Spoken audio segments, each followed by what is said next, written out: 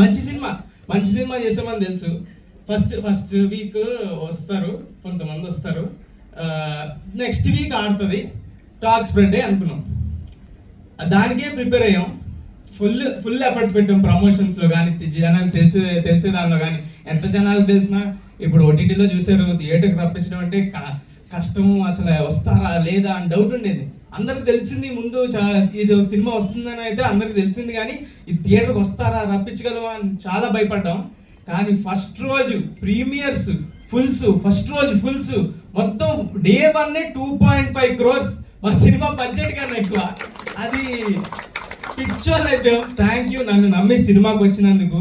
And మనం సాయి మార్తాండ్ అలాగే beautiful cinema తీశాడు, మీ అందరినీ కూర్చోబెట్టింది. ఇప్పుడు అది ఈ వారం, నెక్స్ట్ వారం, అన్ని వారాలు ఆడుతుంది ఖచ్చితంగా. అంత లవ్ చూపిస్తున్నారు. అసలు థ్యాంక్ యూ అంటే థ్యాంక్ యూ సో మచ్. ఆడియన్స్కి ఎంత థ్యాంక్ యూ చెప్పినా తప్పులేదు. నాకైతే ఈ వారం ఎన్నిసార్లు ఏడ్చానో నాకే తెలియదు. ఏంటి ఇంత ప్రేమ ఎందుకు చూపిస్తున్నారు, ఏంటి ఇది అది అని. నాకు కొంచెం ఎవరైనా కదిపితే కంట్లో నీళ్ళు తిరుగుతున్నాయి, అంత లవ్. అసలు కమెంట్స్ ఎవరైనా సినిమా బాగాలేదు అని ఎవరైనా కమెంట్ పెడితే ఆండి కింద వేసుకుంటున్నారు. అదే కాకుండా ప్రతి ఒక్కరు ఇండస్ట్రీ నుంచి పెద్ద వాళ్ళు అందరూ కాల్స్ చేస్తున్నారు, ట్వీట్లు వేస్తున్నారు. బండ్ల గణేష్ అన్న మొన్న కాల్ చేసి అమ్మా మౌలే చెత్తకమ్మింగామమ్మా అన్నాడు నా తన స్టైల్లో. చాలా చాలా అంటే చాలా థ్యాంక్ యూ అన్న. అండ్ రవితేజ గారు ఈరోజు కాల్ చేశారు. నా చిన్నప్పుడు నేను చేసిన సినిమా లాగే ఉంది, చాలా అంటే చాలా బాగా చేసావు అని చాలా చెప్పారు. Thank you so much.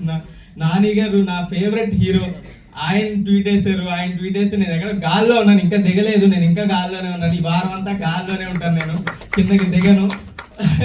ఈ మూమెంట్ ఎంజాయ్ చేస్తున్నాను, 100% ఎంజాయ్ చేస్తున్నాను. ఎవడు ఆపలేడు, ఎంజాయ్ చేయడం ఆపలేడు. నేను గాల్లోనే ఉంటా ఈ వారం అంతా. అప్పుడప్పుడు ఇక్కడ ఎలా స్టేజ్ మీదకి వస్తాను.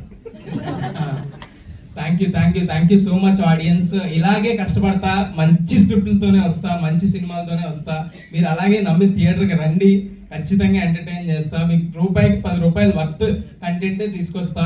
అండ్ ప్రొడ్యూసర్లకు ఎవరైతే ఉన్నారో వాళ్ళకి కూడా ఖచ్చితంగా వాళ్ళు రూపాయి పెడితే 10 రూపాయలు వచ్చేలాగే పనిచేస్తా. అదే నేను చేసేది. Thank you so much.